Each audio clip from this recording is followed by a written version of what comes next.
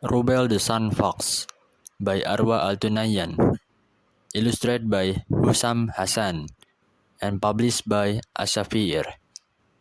This audiobook is presented to you by Gani Wijaya Armando. Things were not okay in Hill's evening school. Rubel the Sun Fox crumpled himself up like a ball in his place. Nearing the end of the day, his heart beat even faster. He thought, "Will they take my food away again?" Unfortunately, what he was afraid of happened.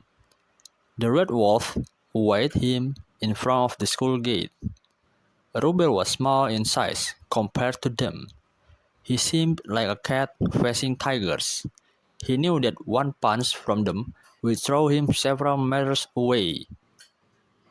That's why he decided not to move. He kept still and quiet. One of them said, "How are you today, weak one?"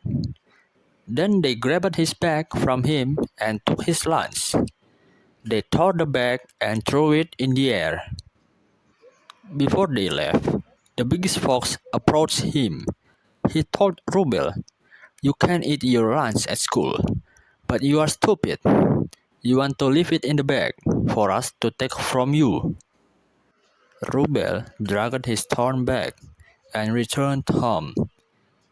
His mom looked into his eyes and said, "They did it again today, didn't they?"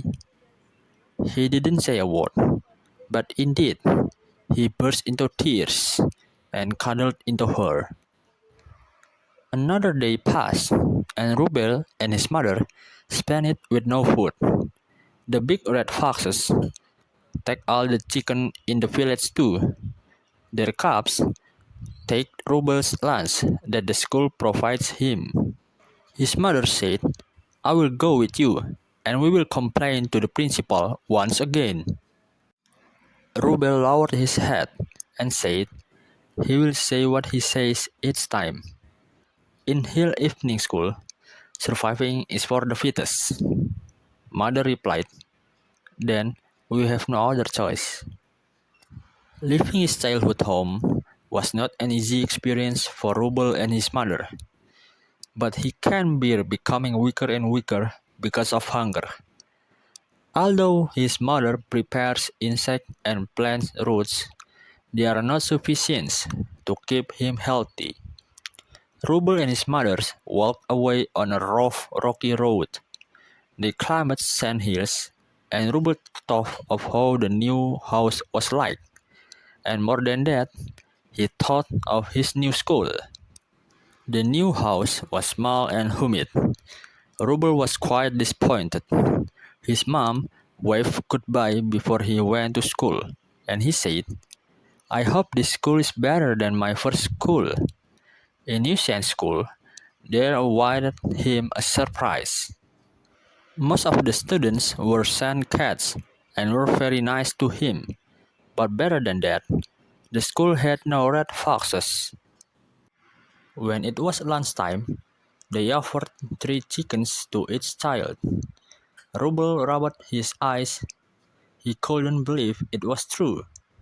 He ate a chicken in one gulp and hid 2 chickens to eat with his mother at home.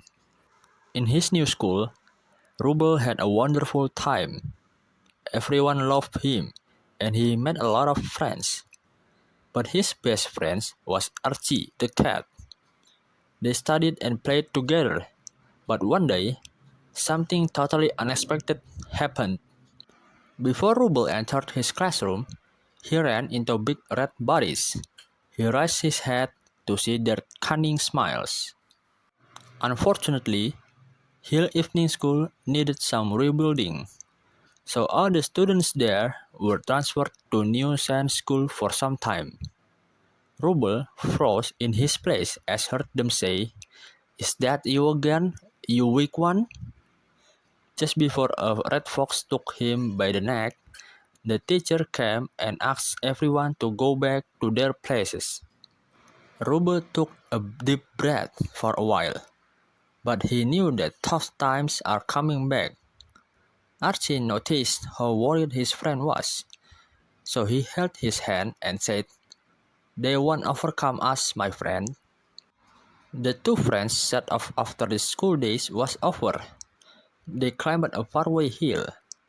Rubel lowered his head and said, "I don't want to go to another place." Archie said, "Let's think of a way that would make them fear from us." And an idea suddenly came to Rubel. He remembered that he saw the red foxes attacking a skunk, which simply made a terrible smell that made them go away and never come back again. In Rubel's house, the two friends opened the chemistry book and started working on some experiments until they made a chemical with a terrible smell, similar to that of the skunk. They placed it in small balls. Rubel wondered, "Do you think this will work?" The next morning after school, Rubel came out of school, and he was surprised he didn't meet any red foxes. He was happy he didn't meet them, and said, "It seems they went back to their school." He comfortably sat and waited for Archie, his friend. Archie was very late, and Rubel began to get very worried. Could the foxes have taken Archie? Rubel jumped up and ran towards Archie's home. Sure enough, he found Archie in a trap laid out by the foxes. Before the foxes could attack either of them, Rubel came to the rescue and threw their new sting bomb in the air. The foxes yelled, "What a terrible smell!" and quickly ran away over the sand dunes. The next day, everything was back to normal. At school, Archie and Rubel each enjoyed their chicken lunch in peace. The end. This story brought to you by the Asia Foundation. To read more books like this and get further information about this book, visit their website at letsreadasia.org.